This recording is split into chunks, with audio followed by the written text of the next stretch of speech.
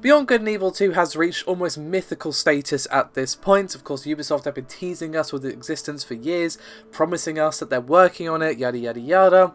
Even saying stuff like, hey, if you want the game, you better go and buy Beyond Good and Evil HD, and did it with the Rayman game and a bunch of other stuff that is not really that cool, Ubisoft, but never mind. And of course, quite recently we had the confirmation that Beyond Good and Evil, a new game, not necessarily Beyond Good and Evil 2, is in pre-production. And now we have some very interesting news.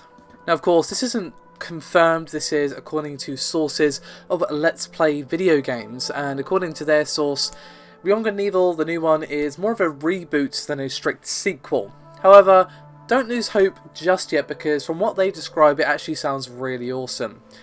And they said, quote, according to our source, the currently planned direction for the game is that it will partially retell Jade's origin tale from Good and Evil, flesh out Paige's backstory, then continue to extrapolate on the ending of the original game.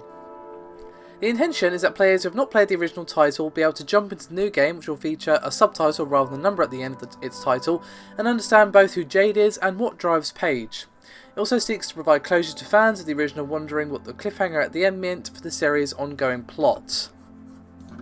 So, as I said, that sounds pretty awesome, right? I mean, the original Beyond Good and Evil is an absolute classic, but of course it's a pretty old game, and unless they're gonna re-release it again or really push the HD reboot or whatever, there might be some people who just haven't played the original or whatever, and doing it this way does make it a bit more accessible, and of course they're going to throw potentially millions of dollars behind the project.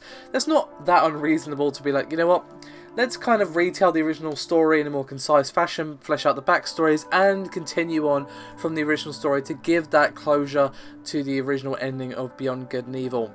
Which all sounds good to me. I mean, a direct sequel would have been great, but this sounds like a decent compromise, to be honest. Now, this isn't all that they learned, however.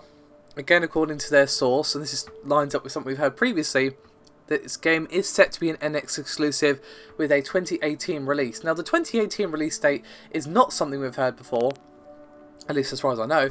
But the Nintendo NX thing, of course, is a rumour that was kicking around a while back that Nintendo had did a Bayonetta 2 and basically given Ubisoft the money to make it happen on the grounds that, of course, it was an NX exclusive. Of course, thanks to them, Bayonetta 2 is a game that exists. Without them, it would not have been funded. So perhaps we've got a similar situation here with Beyond Good and Evil 2, or whatever it ends up being called.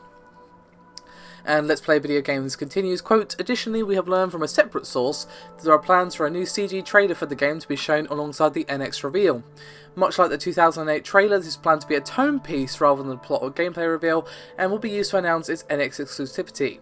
The game is currently aiming for a summer 2018 release window, according to sources at Ubisoft.